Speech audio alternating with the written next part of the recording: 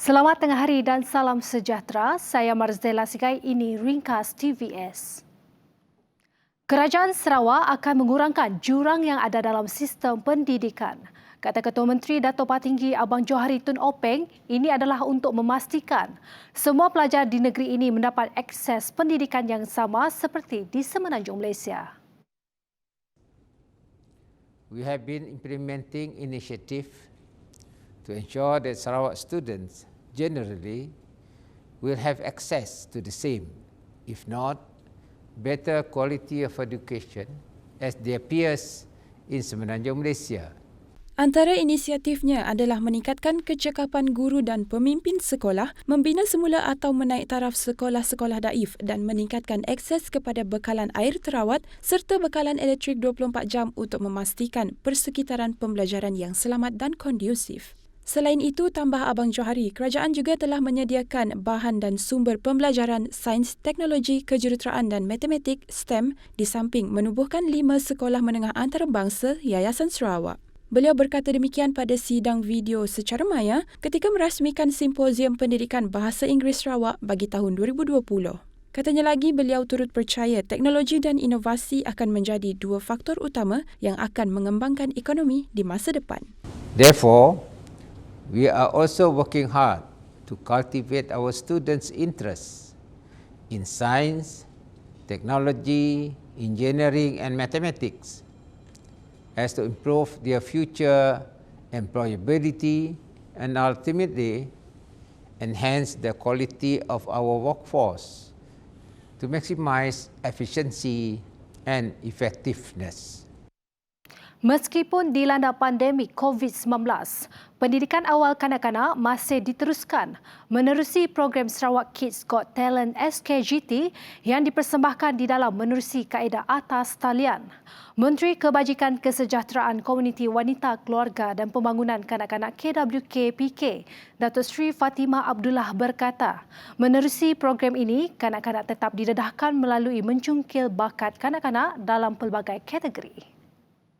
Sarawak Preschool Kids Got Talent, selalunya kita adakan ya pertandingan ini secara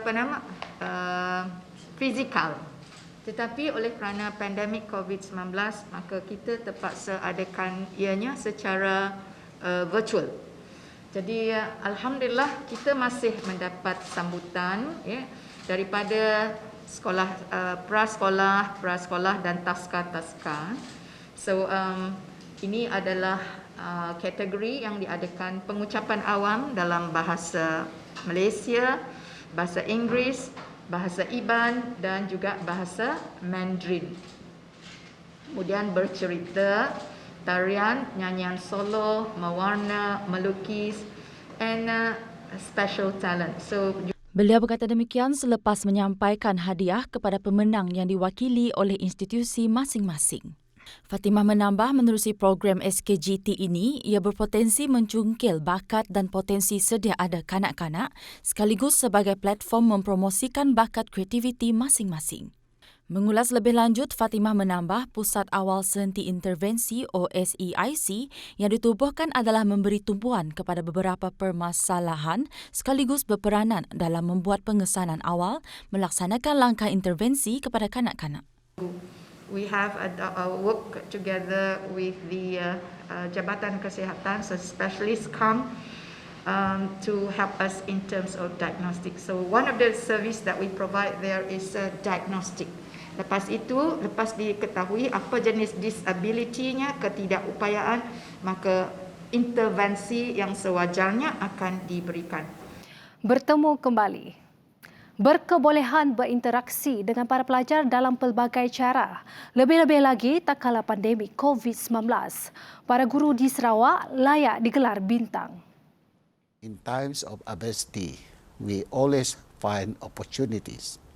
As teachers and educators, we are spurred to find solutions to the hindrances that we face in making sure that our students continue to receive the education due to them. We become innovative to that back. Hence, for Celeste 2020, we have guided teachers in Sarawak We have indeed found opportunities in adversity to teach out to the students where movements are controlled and places may have little or no internet connectivity, to share with us their experiences and methods. Manyin turut menyaran para guru, warga pendidik dan pembuat dasar untuk bertukar pandangan serta pendapat bagi memperkasakan pengetahuan dan cara pengajaran selain terus memperkasa penggunaan bahasa Inggeris bagi meningkatkan kebolehpasaran. Program Tourism Awareness Daerah Telang Usan Baram telah diadakan bagi merancangkan lagi industri pelancongan di kawasan berkenaan. Bukan itu sahaja, malah kawasan Baram dilihat berpotensi untuk dimajukan sebagai kawasan pelancongan yang terkemuka di utara Sarawak. Menurut Pegawai Daerah Telang Usan Barutai, antara destinasi menarik di Telang Usan termasuklah air terjun Julan dan air terjun Tekiwit yang boleh diterokai dan dipromosikan kepada pelancong dalam mahupun luar negara. Sehubungan itu, katanya, menerusi program yang dianjurkan oleh Kementerian Pelancongan, Kesenian dan Kebudayaan Sarawak (MOTEK) ini juga, para peserta dapat mempelajari sesuatu yang baharu dari segi pengurusan fasiliti pelancongan serta mengeksploitasi produk untuk dipromosikan sebagai tempat menarik yang boleh dikunjungi. Sepasukan anggota bomba berjaya menangkap buaya sepanjang 16 kaki di sebuah ladang kelapa sawit di jalan pesisir Bintulu Miri pada Khamis. Menurut Ketua Jabatan Bomba dan Penyelamat Malaysia JBPM Zon 6 Miri Lau Poh Kiong, pihaknya menerima laporan mengenai buaya tersebut sekitar jam 3.20 petang daripada orang awam. Menerima panggilan tersebut, sepasukan anggota dari Balai Bomba dan Penyelamat Niah digerakkan ke lokasi.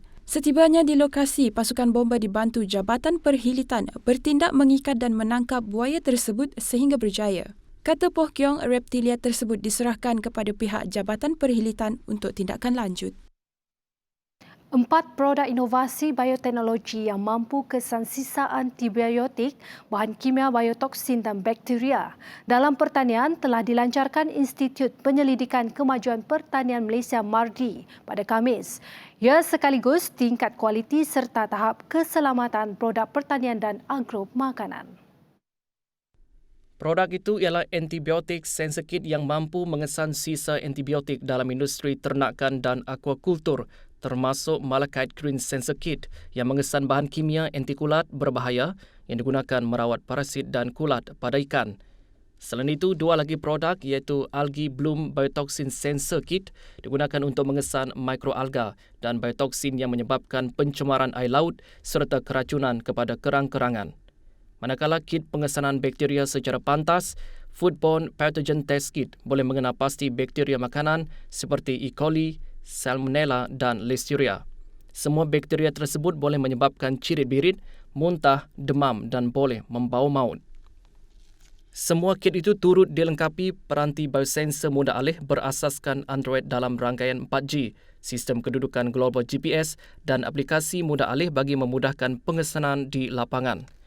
Dalam pada itu, Menteri Pertanian dan Industri Makanan, Datuk Seri Dr. Ronald Kiandi menjelaskan, teknologi yang dihasilkan MARDI menerusi kajian selama 5 tahun itu berpotensi dimanfaatkan oleh masyarakat Malaysia dan dunia, terutamanya dalam memberi penekanan keselamatan makanan.